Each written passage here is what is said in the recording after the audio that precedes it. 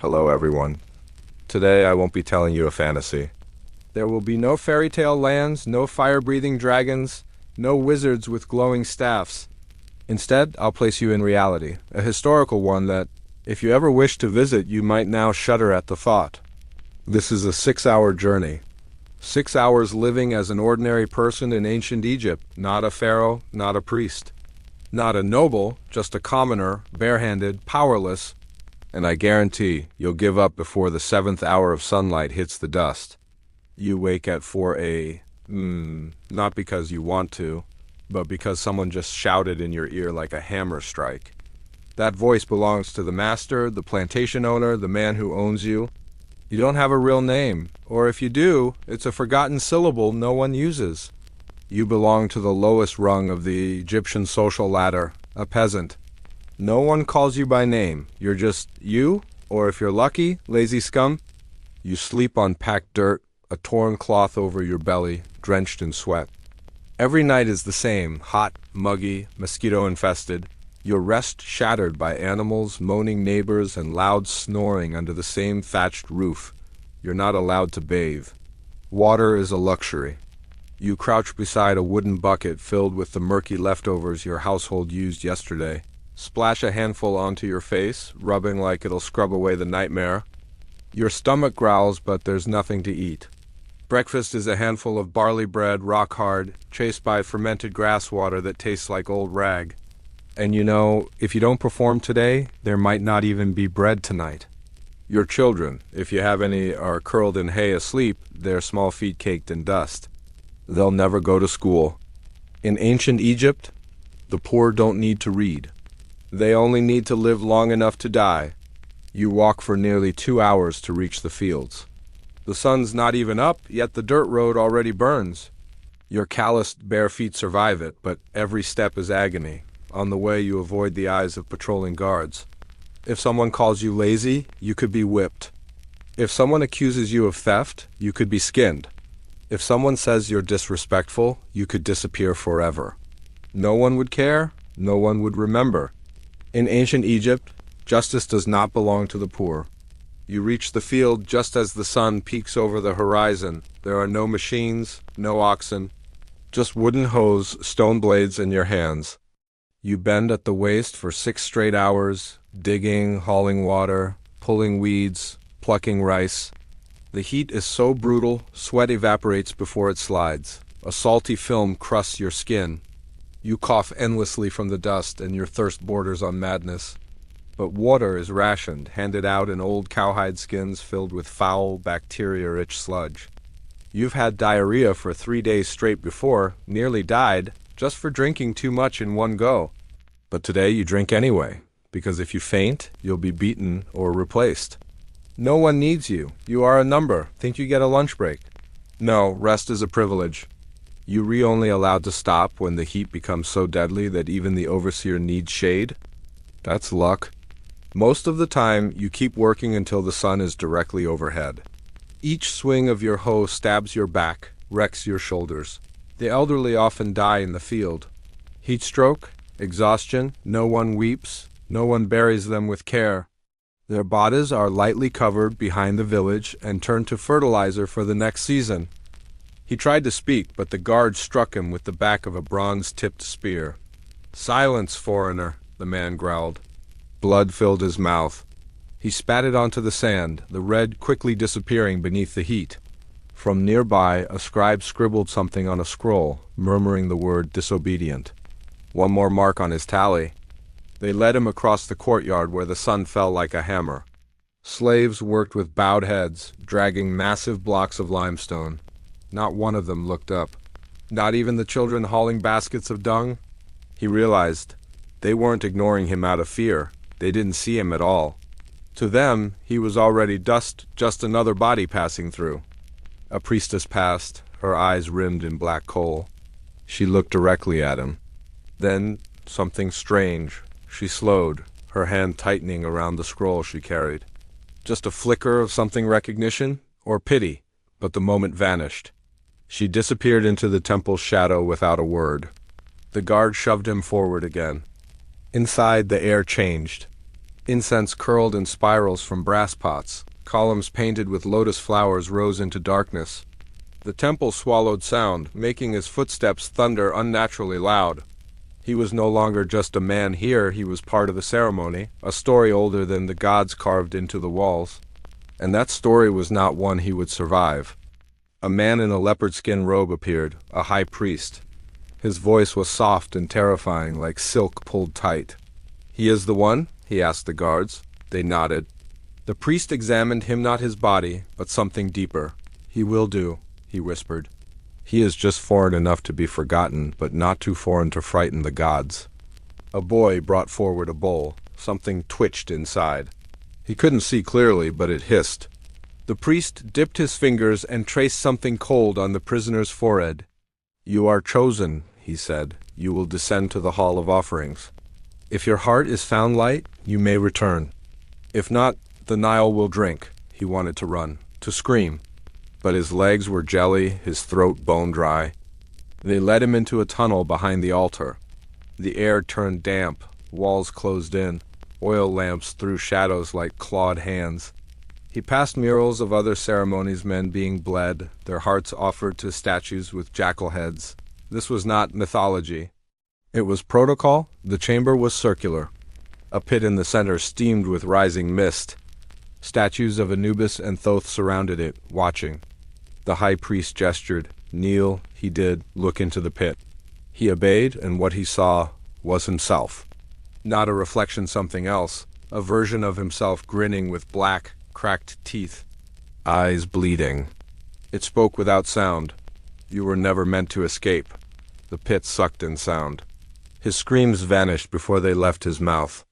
He felt his skin tighten, his breath stolen. A vibration started at the base of his spine. It wasn't pain. It was something worse, recognition. Like his body remembered something his mind did not. Something buried in bloodlines long erased. A sacrifice repeated, a role fulfilled again and again. "Enough," the priest said. The vision disappeared. He collapsed onto the stone. His nose bled. The boy offered a cloth. He refused. The priest smiled. "You are acceptable." The guards lifted him and dragged him to another chamber. This one smelled of herbs, of rot. A woman stood over a table, holding a knife curved like a crescent moon. "Now we begin." By the time Kem's knees gave out beneath the relentless weight of the stone jars, the sun had barely shifted overhead. The overseer's whip cracked the air, not yet touching him, but promising to if he dared to pause too long. The pain in his back had dulled into something deeper, a throb within his bones, as if even his skeleton ached to escape this place. The Nile shimmered in the distance, a cruel reminder of freedom. But here, in the quarry pits, there was no river breeze, no scent of life, only the choking dust of pulverized rock and the sharp sting of sand in the eyes. The workers no longer spoke. They didn't even grunt. Speech had no place where exhaustion reigned absolute. Lunch, if it could be called that, was a scoop of fermented grain mash and water thick with silt. He swallowed it without tasting, just enough to trick his gut into motion. A guard watched every bite, eager to punish waste. One boy had vomited his rations yesterday and was forced to eat the mess from the dirt. No one had dared to intervene. That night, sleep was a punishment in itself. His straw mat reeked of mold and sweat, shared with vermin who knew no fear of man. He awoke twice, once from a rat gnawing at his toe, and again from screams a few huts away. No one investigated. It was probably the fever taking another man in the dark. By dawn, there would be one less back to break under the Pharaoh's will. The dream of Egypt is all gold and gods when told in schoolbooks or painted on walls. But in truth, it was built on backs like his, on lives too small to name and too broken to remember. Every stone in the great tombs bore the weight of men like Kem crushed silently under ambitions not their own. On his third day, Kem was chosen for the embalming house. At first, he felt relief, foolish relief.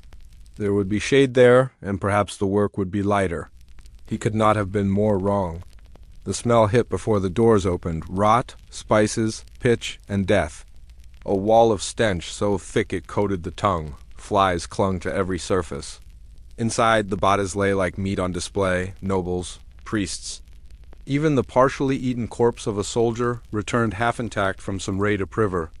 The workers were taught to cut with care, slice the belly, remove the organs, preserve the liver, discard the brain, all done by hand. No gloves, no hesitation. One mistake, and you were reassigned to the pit where the rejected went to decay openly, with vultures and jackals for company.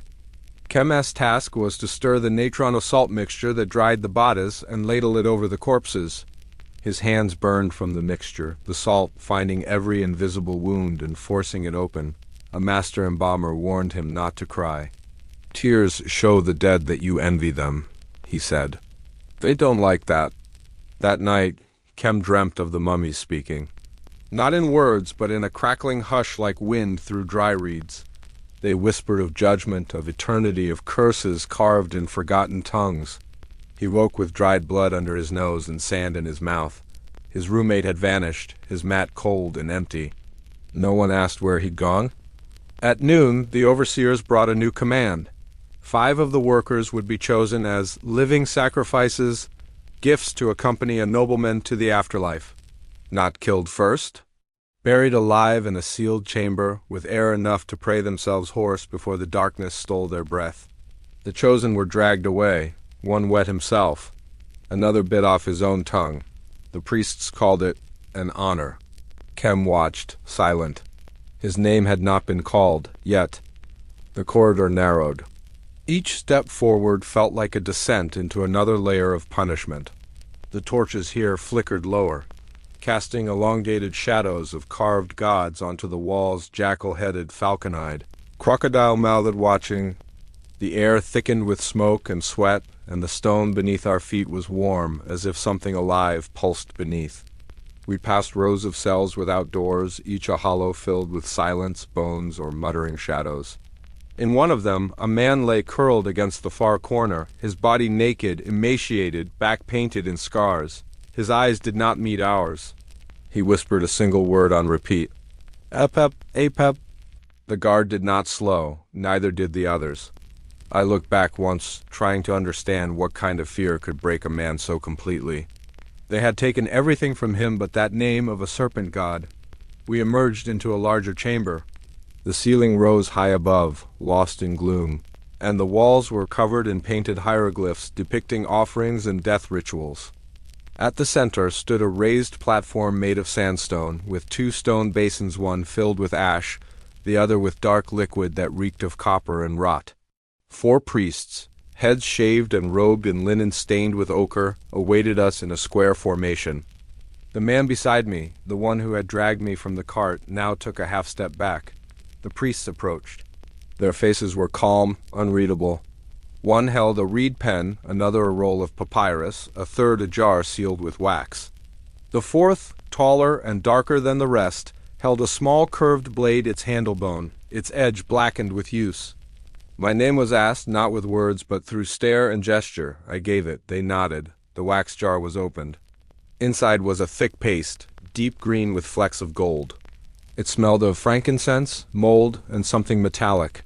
They smeared it across my forehead and wrists. I tried not to recoil. It burned slightly, not like fire, but like slow acid. I was then told to kneel. The platform felt too smooth worn by hundreds before me. I saw now, this was not merely a temple. This was a place of binding. One priest began to chant. Low, rhythmic syllables I could not decipher. The one with the papyrus started writing, my name, then symbols. Lines of ancestry, crimes, judgments, the ink bled into the page as if it too were alive. The blade holder stepped closer. He lifted the dagger high not to cut, but to touch it lightly against my chest, over the heart, a gesture of recognition. Then he whispered, "You have one chance." I blinked. "One chance to leave the same as you arrived. If your soul is balanced, if not." He didn't finish. The dagger dipped down and traced a symbol into the ash beside me, a feather crossed by a crocodile's tail. It was the symbol of Mat, the goddess of balance and justice. I realized this was my weighing, but there was no scale. No heart removed and balanced against a feather like the murals showed. Instead, they studied my breath, my silence, my sweat, as if the truth would reveal itself without tools. One priest inhaled deeply, then declared, "Unclean," another whispered. conflict. The third asked, finally, "Do you remember what you did?" "And I did, but I dared not say," because to speak truth here was to invite a deeper punishment. He was ushered out of the house before he could even finish chewing. The man who had offered him food now pressed a bundle of reeds into his arms and pointed toward a field baked hard by the sun. Other workers were already there, backs bent, harvesting something that looked like barley. A taskmaster stood with a long staff in hand, shouting unintelligible commands. The young man took his place among them. At first, the work seemed simple cutting stalks with a crescent-shaped blade. But the sun climbed higher, and the sweat poured. There was no shade, no water offered, no rest. When he paused to wipe his brow, the taskmaster struck the ground near his feet with the staff, barking something harsh. He returned to work with a jolt. The soil beneath him was crawling with insects. His fingers blistered, his back screamed. The reeds in his hands sliced his skin when he bundled them too quickly. By midday, his vision blurred. Someone beside him collapsed. No one stopped working. At last, the overseer raised a hand, and they were allowed to drop their tools. A thin gruel was passed around. It tasted of ash and salt. He drank greedily. One man dipped his hand into the communal bowl and found a beetle floating in it. He shrugged and drank anyway. The moment of rest lasted less than 10 minutes. Then came the next command. A wooden yoke was strapped across his shoulders, and 2 baskets filled with stones were hooked onto either end. The weight was brutal. He staggered forward. His knees buckled, but a whip cracked behind him, not on him yet, but it would be if he hesitated again. He joined a long line of workers shuffling toward a construction site on the riverbank. There, great blocks of limestone were being hauled from barges. He realized the stones in his basket were meant to fill the base of a foundation. No one explained this to him. He simply followed the others. Time lost meaning. His feet burned. His back arched unnaturally under the weight. He no longer spoke. No one did. Only grunts, groans, and the occasional scream of the whip filled the air. In the distance, a man was being beaten while kneeling. Blood streaked down his spine. The young man dropped his load and looked away. That's when he was grabbed by the arm and pulled aside. The foreman examined him, squinted, then asked something he didn't understand. He shook his head. The foreman snapped his fingers. 2 men came, and before he could react, his shirt was pulled off, his arms examined, his legs stretched. They spoke amongst themselves. One nodded. He was taken to another part of the site, this one filled with scaffolding and ramps. At the center stood a massive statue in progress, half-carved. Someone handed him a chisel. They thought he was a stoneworker. He wasn't. He hesitated too long. A man behind him spat and demonstrated. The chisel struck with precise force, shaving a clean edge from the stone's surface. He tried to copy the motion. His first strike was too weak. His second too strong, chipping more than intended. The man behind him slapped the back of his head, then placed his hands over his, guiding the motion like a teacher would a child. They repeated the strike, once, twice. The rhythm began to make sense. By now the sun was setting, but there was no talk of stopping. Torches were lit. Work continued. His arms ached. His mouth was dry. But he was not beaten, not yet. Someone passed a small piece of bread to him when the foreman wasn't looking. He chewed slowly, trying to stretch the moment.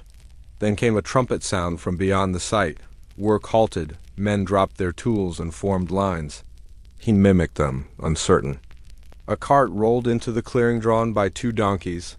On it sat a man in blue linen, gold at his wrists, a shaved head, and kohl around his eyes. A noble or priest, maybe both. He looked down at the workers. An assistant unrolled a scroll and began to call names. Each name was met with a bowed head. The noble surveyed the group like a man inspecting livestock. The young man's name wasn't on the list. That became a problem. When the noble reached him, he paused. Their eyes met. "You," he said in crisp, clear Egyptian, "are not from here." The crowd stilled. The young man opened his mouth, unsure what to say. But his tongue was dry, his thoughts scrambled. The noble stepped down. "What is your name?" He couldn't answer. The noble's eyes narrowed. He turned to his guards. "Take him." The young man stumbled back. But two strong hands grabbed him, lifting him from the line. The other workers looked away. Not one intervened. He was dragged to the edge of the site, tossed into a pit with wooden bars over it, a small cage. Perhaps a holding cell, perhaps something worse. The sun dipped below the horizon. He was alone again. In the distance, the Nile shimmered, and somewhere drums began to beat. By sunset, your feet are blistered and bleeding beneath the coarse leather sandals. The air cools slightly, but not enough to offer relief. Dinner is the same. Barley bread and watered beer, eaten while seated on a stone bench outside the workers' housing. Flies circle. No one speaks much, only a few coughs, a grunt, the rustle of linen against stone. Then come the scribes. Two men in linen kilts and dark eyeliner approach with wooden tablets, ink, and measuring cords. They're here to count how many bricks were laid, how many stones moved, how many workers present.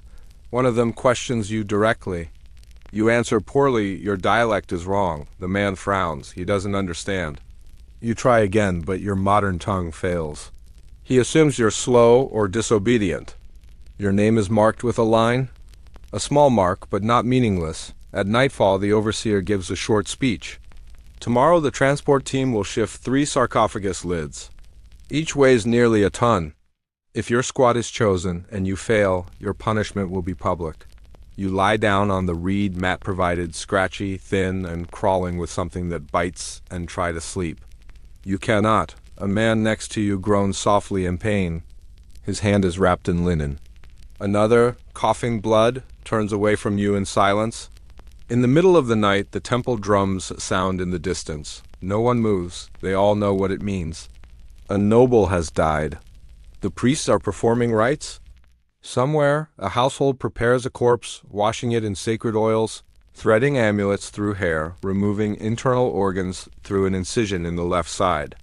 You, a laborer, are not part of that world, but you smell the incense riding the wind, and it reminds you of everything you are not. When dawn breaks again, your body aches in ways you didn't think possible. You rise, swallow bitterness, and start again. The sun climbed higher, punishing the sands with relentless heat. Rami's lips were cracked, his skin flaking, his legs trembling with every step. Still, he labored. Still, the whip cracked. Still, the overseers shouted. He had no concept of time anymore. Day and night had blurred into one. Sometimes he saw shapes that weren't there, his mother's arms reaching for him, or a cool pool of water just beyond the dune. Then reality would crash back like the sting of a whip. At midday, they were herded into the canal. Not to bathe, but to clear it of sediment. Naked, they plunged into the thick brown water, scraping silt from the base with their hands, tossing it up in buckets. Leeches clung to ankles, sharp stones sliced their palms. And still the guards watched, spears in hand, daring anyone to stop moving. A man beside Rami collapsed face first into the canal. No one tried to pull him out, no one even blinked. The current did the rest. Back on the bank, Rami coughed and retched. His skin crawled from the parasites in the water, but he knew better than to speak. A boy once complained of itching. They poured honey on his face and tied him to the sunrock, and the flies had their feast. Then came the ritual. Once a week, to appease the gods, a prisoner was chosen, not from the nobles, not from the scribes, from the workers, and the chosen didn't return. This week they said it might be Rami. He didn't believe it until the priest arrived with 2 guards. "Come," the man said, voice oiled with authority. "The gods desire your purity." Rami's legs froze. The guards grabbed him. He was dragged through a corridor of silence. Even the other slaves looked away. That was the worst part, being erased before even being gone. They took him to the temple's inner court, to a platform beside a black stone basin. Incense stung his lungs. Drums pounded from somewhere deep below. A line of masked priests chanted in a tongue he didn't understand. "Lay him down," the high priest said. They forced Rami onto the altar. He struggled. They tied his limbs. He screamed. No one heard. The knife came out. But just as it glinted above his chest, a tremor shook the ground. Everyone froze. Then a second tremor, stronger. Dust fell from the columns. A jar shattered. The priest's face went pale. Another tremor, a roar from the earth itself. The crowd outside the temple began screaming, an earthquake. The temple cracked, statues toppled.